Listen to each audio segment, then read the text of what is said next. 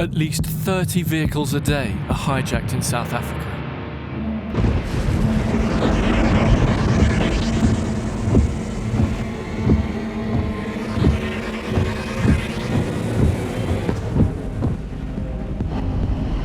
Andries Longwane and his partner Aaron Kakai are chasing one of them through the streets of the capital, Pretoria. Keep left on Nelson Mandela Drive. And I'm trying to keep up. Andries works for a security firm that recovers hijacked vehicles, part of a vast crime prevention industry that provides 7% of all jobs. Overall, crime is falling in South Africa, but not violent crime. In the past year, rape, murder and carjacking have all increased.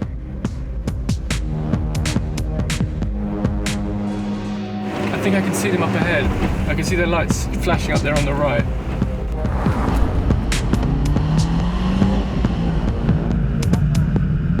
They've pulled a vehicle over up here. They've been pursuing this for the last 10 minutes.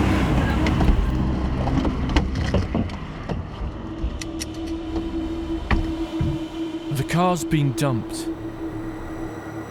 What happened? If we found them here, it was going to be trouble. If you'd found them in the vehicle, there would have been a fight. Yeah, there would have been a fight because they were armed.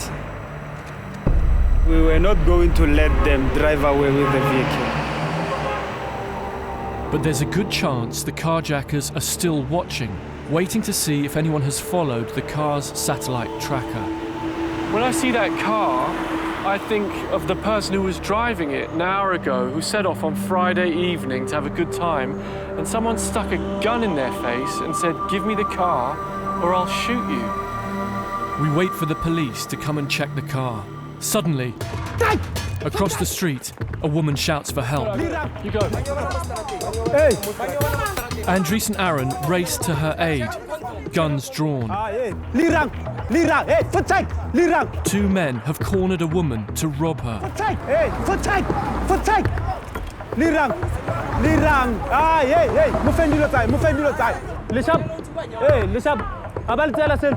Andries and Aaron have caught them in the act, and the woman is able to flee. With no victim, they have to let the muggers go. No, they want to rob that woman. I know they want to rob. I'm glad I'm with you guys and I'm not wandering around here by myself. We don't take nonsense for sure.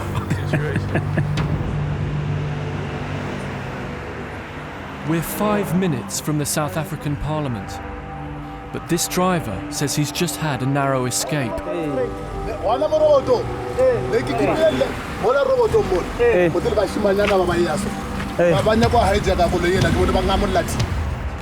A gang of carjackers is on the loose less than 100 yards away. And when the police Andries called earlier finally arrive, shots ring out. Someone is firing a gun there. Someone's firing a gun. Looks like they're hijacking someone there. The police and the private security guards run in the direction of the gunfire. It's not that guy, it's here, over there. Aaron rushes to confront the thieves. Shit! That's automatic weapons. But Andries calls him back. Can't leave our vehicle. Aaron! Even the police decide to retreat. These people already fired shot at us. Quickly give me back up. This is a street corner by the zoo in South Africa's capital. There's been a carjacking, shots fired, somebody robbed. It's going crazy out there. They shot at the driver. When we chased them, they shot at us. We returned fire, so they disappeared in the bushes. So Is this a bad area for? yeah, it's a hotspot for robberies. Okay. So you can see for yourself. We were standing right next to them, and they still tried to hijack the vehicle. The carjackers melt away as reinforcements arrive. And Andries returns to guarding the car he's recovered. What's the word on the driver? He said he's not coming. I don't blame him. It's pretty dangerous here.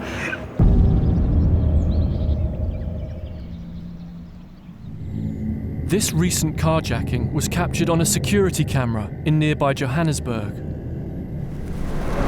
Carjackers box a car in as it pulls up at a red light. In broad daylight, one of the gang members brandishes an assault rifle. The passengers are dragged from the vehicle. No one dares intervene. Last year, there were more than 3 carjackings a day in Johannesburg alone.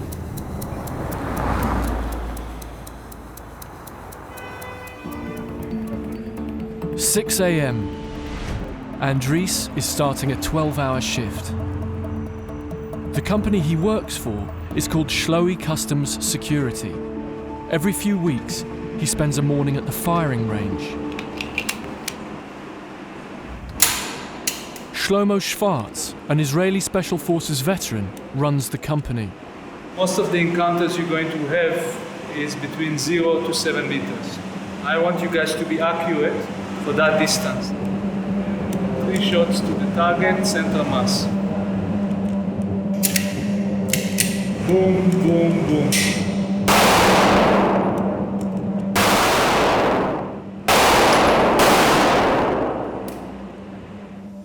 Anybody that pull a gun on one of my guys in an intent to put them in danger will be dealt the way they're supposed to be dealt.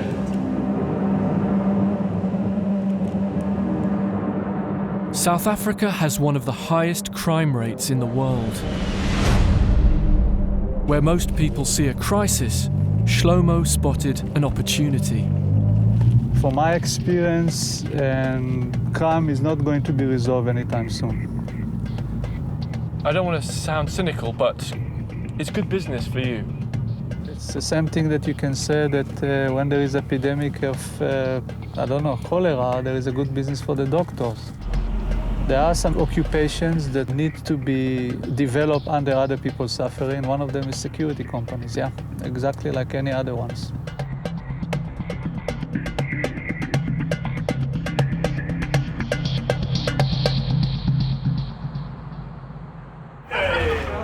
There are 400,000 private security guards in South Africa, a force larger than the whole of the country's police and armed forces combined. Andries is 36 with a young family. With a quarter of the population out of work, he's willing to risk his life for £1.25 an hour. It's difficult nowadays to get a job. That's why you see a lot of people doing security. They know security job there's a lot of security jobs. This morning, he's not just worrying about getting shot, he's concerned that criminals might target his family. It makes life difficult for my family because some of the criminals is people we went with to school. Local criminals know what you do. If they can't reach me, they'll reach for my family. Poverty can make you do things you'll never understand. Do you need to get there? The team gets an alarm call from the dispatcher and scrambles into action. As they speed off, we rush to follow. Which way do they go? That way. Quick. Can you see them up ahead? Is that them?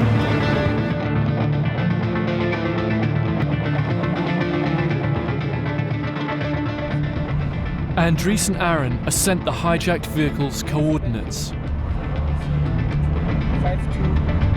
Turn left on Unreported World.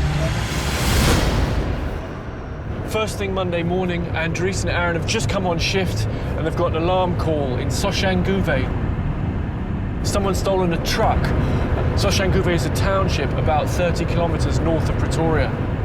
They're already ahead of us. I'm trying to catch up with them. Soshanguve is a notoriously violent township not far from where Andries lives. 30 kilometers out of Pretoria, and we're in a different world here. It's only a matter of time before the hijackers will try to remove the vehicle's tracker. So Aaron uses an antenna to help home in on its final position. We rendezvous with the team who've called in the police and approach cautiously. Is the vehicle down there? The hijackers have abandoned the truck in the shanty town and fled on foot. They've taken money and some of the cargo, loaves of bread. You got to feel sorry for the poor guy who was driving this truck, turned up for work at 6 o'clock this morning and got hijacked by armed men. He's just a working man trying to make a living. George Solani, the driver, was lucky to escape unharmed. Hello, sir. I'm so sorry you've had a terrible day. Can you tell me what happened? The owner of the shop, he opened the shop. Immediately comes another guy. I don't know where that guy's from. He just grabbed the keys. He point the gun like this. He make it like this guy. So he say, all of you, go inside. All, go inside. Did they hurt the owner of the shop? Was he injured? Yeah, because he was kicking him on the head. He was bleeding. You see. My heart, I was just hoping that they mustn't kill us. You see. If they can kill me, it's a very big problem to my family. George's wages support 5 people. He's badly shaken, but jobs are scarce, and he says he'll be back at work tomorrow. Poor guy, he had a nasty start to his week. How much money would he be carrying at this time in the morning? I don't think they got more than 500 because the truck is still full of load of bread. Right. So they did this with guns for probably $50 US, £30. Yes. The police are only here because Andries has discovered the vehicle.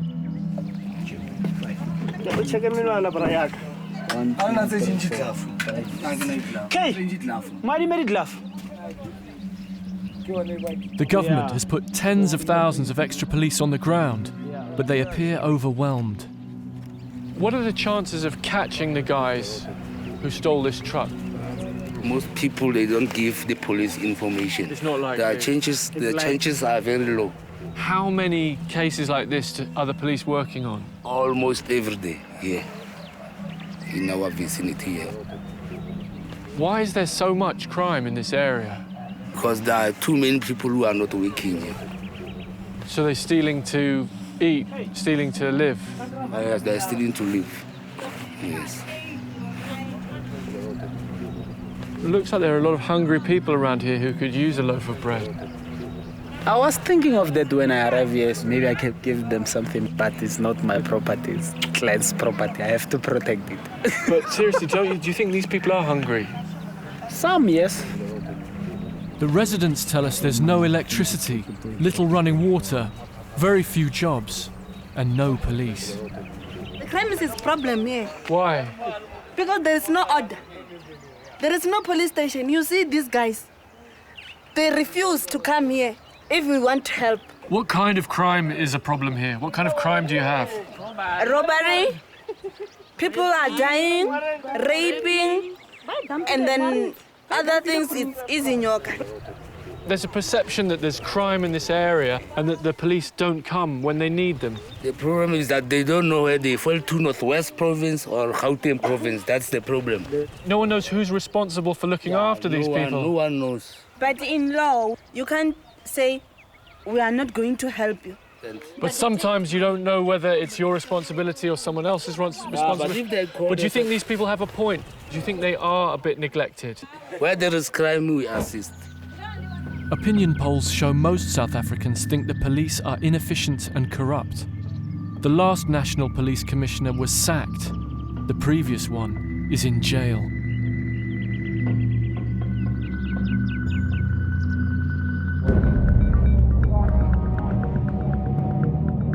We arranged to meet a gang of carjackers in Soweto, in nearby Johannesburg.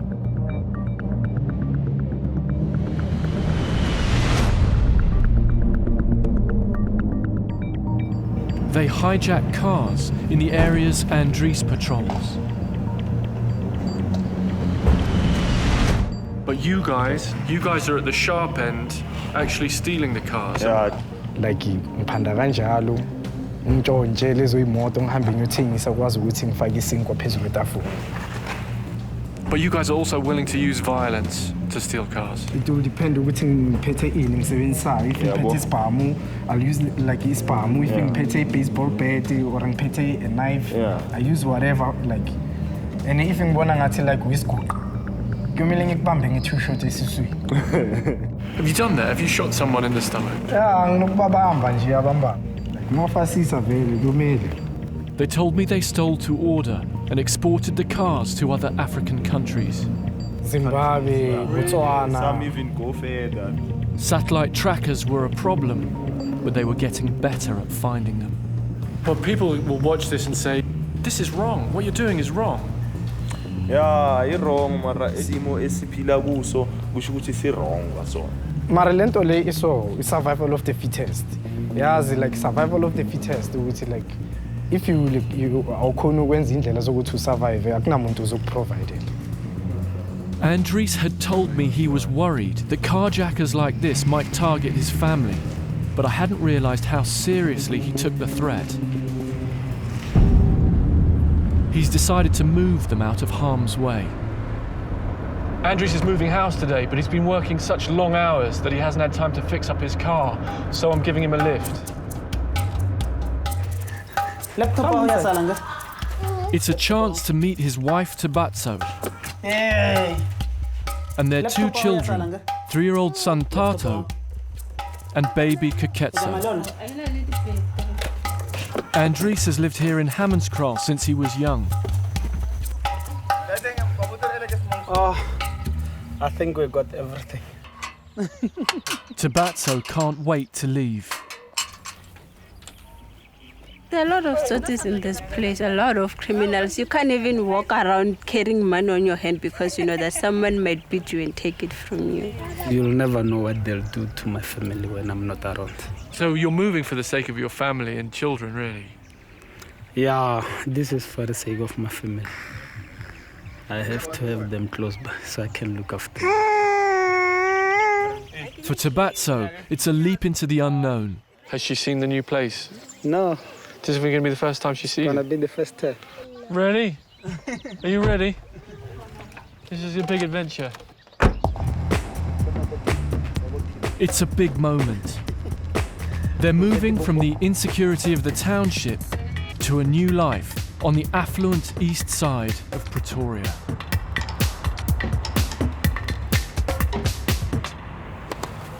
Can carry this. Okay. I think that's everything? Yeah, that's everything.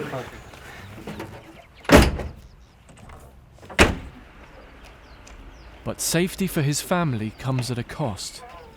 Andries' new home is a garden shed in someone else's backyard.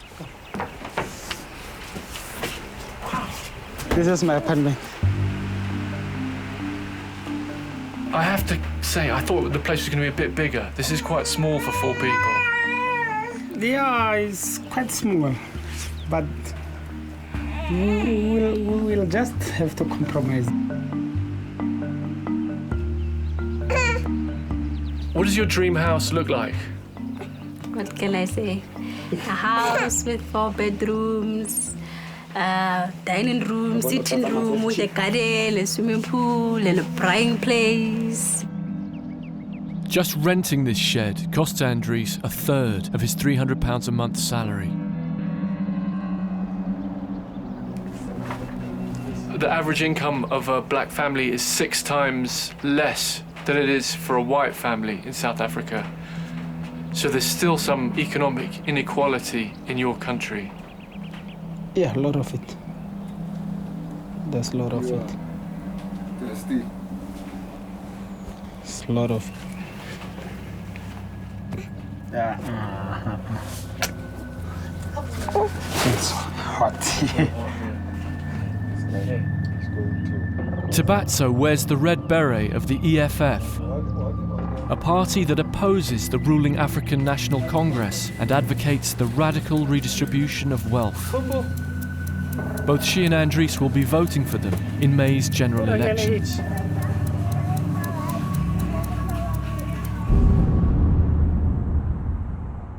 It's 5 p.m. the next day. Andries is getting ready for the night shift.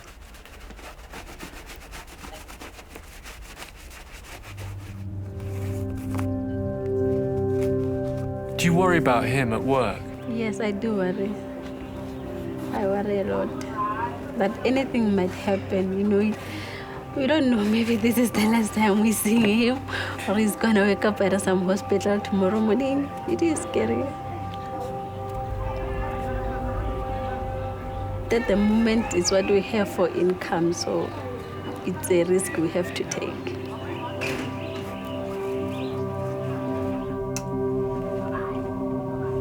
In order to improve his family's life, Andries continues to risk his own.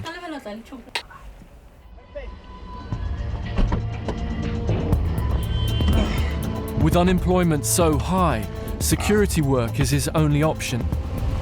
Oh yeah?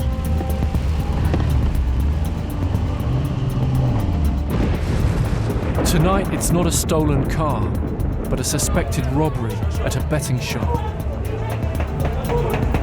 This is a shop full of cash, deep in downtown Pretoria. There's this chronic anxiety about what you're going to find at the end of a call-out. Thankfully, this evening, it's a false alarm.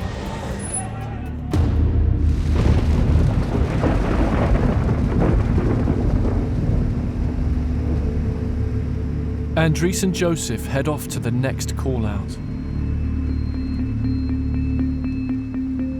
Fear of crime unites all South Africans. Everyone wants their government to reduce crime and deal with its causes. But in the meantime, for Andries and his colleagues, it's business as usual.